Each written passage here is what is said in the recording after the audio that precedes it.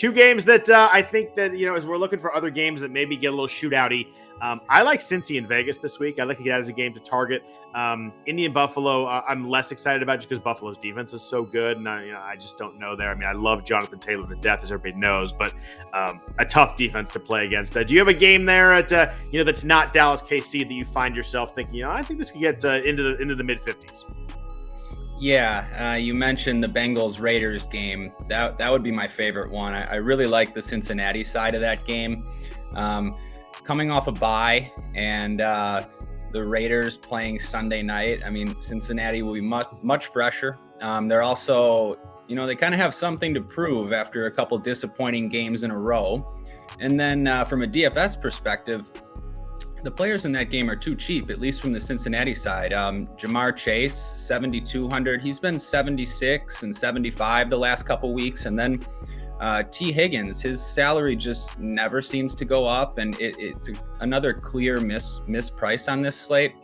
So, yeah, I really like stacking Burrow with either Chase or Higgins, but you can do both of them also. I'm planning on having some lineups with both of them. And then the Raiders.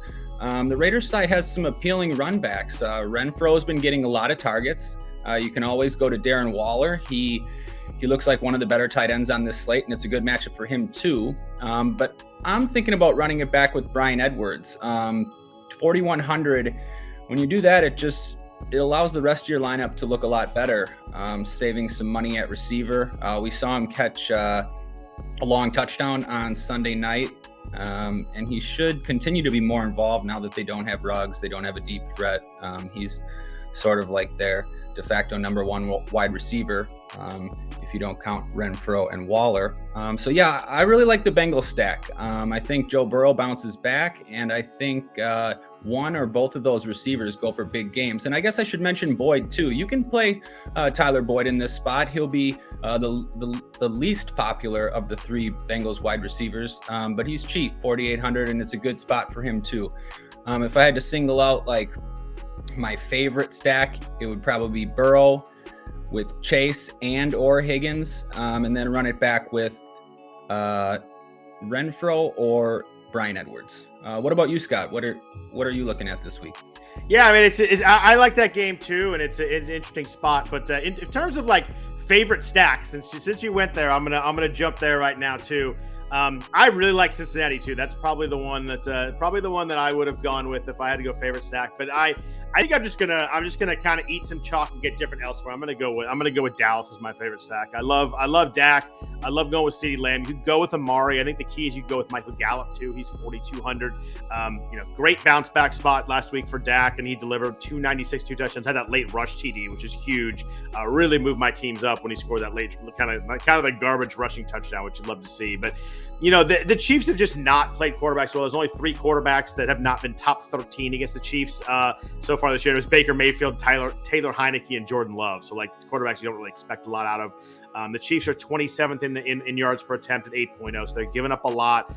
I love CeeDee Lamb. People have heard me talk about CeeDee Lamb plenty. I drafted him early this year. He was 6 for 94 and 2 touchdowns last week, and he kind of shut it down early too. They took him out early. So I love the Cowboys stack. His targets the last 4 weeks are 11, 8, 9, and 7, just getting really involved. The Chiefs play a lot of man coverage. All 6 of Lamb's touches have been against man coverage this year. He's just killing man coverage, which is I just love this spot. And the thing I like about it, and you have to figure out running back, and we'll get there in a second, but I love running it back with Tyree Kell. I'm a huge Tyree Kell player this week. I think that he's just very involved and due for that huge week. He's getting a ton of targets. You look at his targets the last few weeks, just massive every single week. 12, 13, 12, 9, 18, 11, and 10. Yards weren't huge last week, 7 for 83 and 10 targets, but also scored 2 touchdowns. It's a weird year for him. He's played 10 games, been under 8. He's done under 95 yards 8 times, over 185 yards twice. There's been nothing in between. It's been wild. Dallas is 31st in the league in yards per catch to wide receivers. I think this can get very back and forth. I'm not breaking any ground here, but I'm going to do a lot of Dak, Lamb, Tyreek, and maybe throw some Michael Gallup in there. Gallup had a decent game last week, was starting to get involved. I think he had 5 targets, 3 catches. So, you stole my favorite stack, so I'm going to go with the second one. It's a little chalky, but I'm going to go with the Dallas side running back Tyreek as my favorite stack.